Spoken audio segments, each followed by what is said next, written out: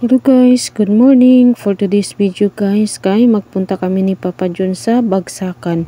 Bali, talipapain siya guys ng mga gulay, mga lamas kasi mura lang daw dun basta Bagsakan.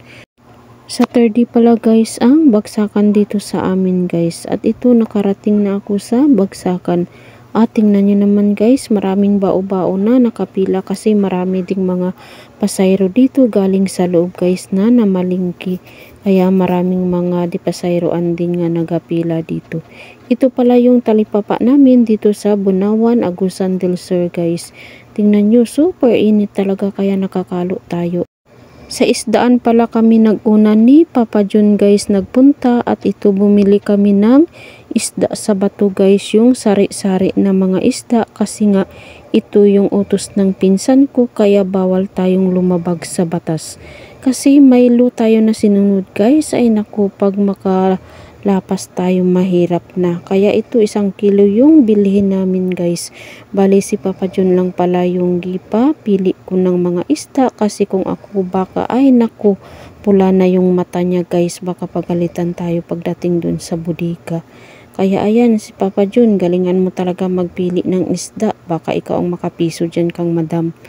Maganda talaga bumili guys ng isda dito sa Bagsakan kasi marami ka talagang mapilian at presko pa at mura pa talaga kaysa ibang araw. So maganda talaga mamalingki kung araw ng palingki guys. At ayan, nagbili din tayo ng seafoods guys kasi maganda ito guys sa ating katawan. Minsan lang talaga kami makakain nito kaya gidalawa ko na lang ng bili kasi tagtin yung balot niya guys. At nadaanan din namin ang kamuti kaya nagbili din ako kasi nga sabi ng madam natin na magbili daw tayo ng kamuti. Maganda kasi yung kamuti guys, sa mataas yung sugar kaya nagpabili yung pinsan ko guys kasi gustong gusto niya talaga ang kamuti na kainin kasi hindi na lang daw siya mag-rice kay kamuti lang daw muna yung kainin niya.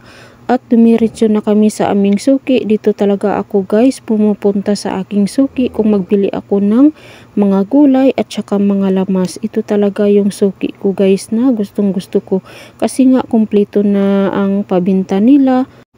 Kumpleto kasi yung paninda nila dito guys, mga lamas, mga gulay.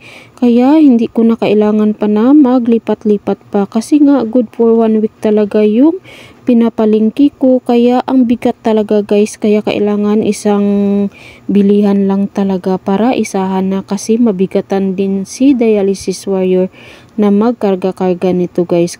Kasi bawal din ako magkarga ng mabigat kasi nga tab sa operation ako guys, hindi pa ako nag 1 year guys kaya bawal din ako magkarga ng mabigat. Dito na pala ako sa motor guys, nagmerienda, hindi ko na binidyoan kanina, bali palitaw pala yan siya guys yung minerienda ko guys. Tapos si Papa John, inutusan ko na kunin ang aking pinalingkihan dun sa loob guys kasi ang bigat. Pero kaya naman ni Papa John sa isang kamay niya lang guys sa wala.